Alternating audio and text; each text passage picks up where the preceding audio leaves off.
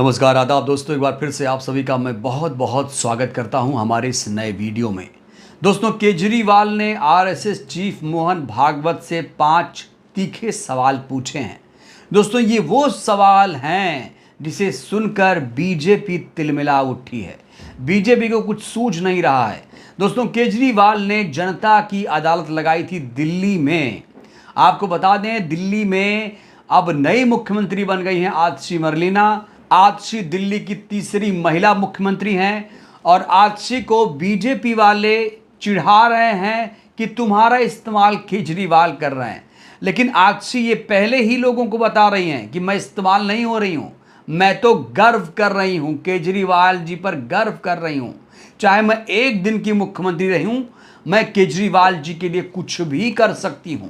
तो दोस्तों, बीजेपी जो एजेंडा चला रही थी कि आतिशी जी को 2 महीने 3 महीने के बाद उन गद्दी से हटा दिया जाएगा, आतिशी ने उसका जवाब पहले से ही भारतीय जनता पार्टी को दे दिया है कि तुम लोग चिंता मत करो, केजरीवाल जी जो कर रहे हैं सब ठीक कर रहे हैं। तो दोस्तों, बीजेपी का दांव जो है वो उल्टा चल गया, क्योंकि कहा जा रहा था कि केजरीवाल का इस्तेमाल मोदी जी कर रहे हैं, मोदी जी ने सीजीआई से कह के इन्हें बेल दिलवाई है। लेकिन दोस्तों, वो सब कहानियां थीं। असली कहानी, असली खेल तो केजरीवाल जी ने शुरू किया। दोस्तों, किसी को यकीन नहीं था केजरीवाल जी इस्तीफा दे देंगे और इस्तीफा देने के बाद आतिशी जी को दिल्ली का मुख्यमंत्री बना देंगे और मुख्यमंत्री बनाते ही वो जनता की अदालत लगा देंगे और जनता की अदालत में आकर कहेंगे कि मुझे वोट मत देना अगर मैं भ्रष्टाचारी हूं। दोस्तों, आज की डेट में ऐसे बिरले नेता होंगे जो इस बात को दोहरा सकते हैं और बीजेपी में शायद ही ऐसा कोई नेता हो जो इतने आत्मविश्वास के साथ जनता से वोट मांगे। दोस्तों, केजरीवाल ने एक इतिहास रचने का काम कर दिया है। 2-3 महीने के बाद दोस्तों दिल्ली में विधानसभा का चुनाव है और केजरीवाल जी ने साफ तौर से कह दिया है कि भैया, अगर मैं भ्रष्टाचारी हूं तो मुझे वोट मत देना। दोस्तों, इस बीच केजरीवाल ने आरएसएस से 5 सवाल पूछे हैं। वो 5 सवाल कौन कौन से हैं, मैं आपके सामने एक एक करके रखने वाला हूं। दोस्तों, पहला सवाल केजरीवाल ने भागवत जी से, भागवत जी जो आरएसएस चीफ हैं, आरएसएस से ही भारतीय जनता पार्टी दोस्तों निकली है और उसी आरएसएस से सवाल पूछा है केजरीवाल जी ने। पहला सवाल देखिए क्या था। जिस तरह से मोदी जी पार्टियों को तोड़ रहे हैं और देश भर में सरकारों को लालच देकर या ईडी और सीबीआई की धमकी देकर गिरा रहे हैं, क्या ये सही है? आरएसएस से ये सवाल पूछा जा रहा है। जिस तरीके से नेताओं को, पार्टियों को तोड़ा जा रहा है, ईडी सीबीआई की धमकी दी जा रही है, क्या ये सही है? क्या कहेंगे भागवत जी आप, क्या ये सही है? हाँ कहेंगे या ना कहेंगे? जवाब तो देना पड़ेगा। दोस्तों, दूसरा सवाल, तीखा सवाल। मोदी जी ने अपनी पार्टी में सबसे भ्रष्ट नेताओं को शामिल किया जिन्हें वे खुद भ्रष्ट कहते हैं। क्या आप ऐसी राजनीति से सहमत हैं? दोस्तों, ऐसे कई दागी नेताओं को बीजेपी ने अपनी वॉशिंग मशीन में धुल के रख लिया है, जो दूसरी पार्टी में थे, जिन्हें भ्रष्टाचारी कहती थी भारतीय जनता पार्टी। दोस्तों, ऐसे कई नेता हैं जिन पर भ्रष्टाचार का आरोप था और आज वो बीजेपी में मजे लूट रहे हैं। तीसरा सवाल देखिए दोस्तों। बीजेपी आरएसएस की कोख से पैदा हुई, भाजपा को गुमराह ना होने देना आरएसएस की जिम्मेदारी है। क्या आपने कभी मोदी जी को गलत काम करने से रोका है? आरएसएस से दोस्तों ये तीखा सवाल पूछा है कि मोदी जी ने कितने गलत काम किए हैं। क्या आरएसएस जिसकी कोख से बीजेपी पैदा हुई है, क्या आप लोगों ने कभी मोदी जी को गलत काम करने से रोका है? ये दोस्तों बहुत ही तीखा हमला है बीजेपी पर।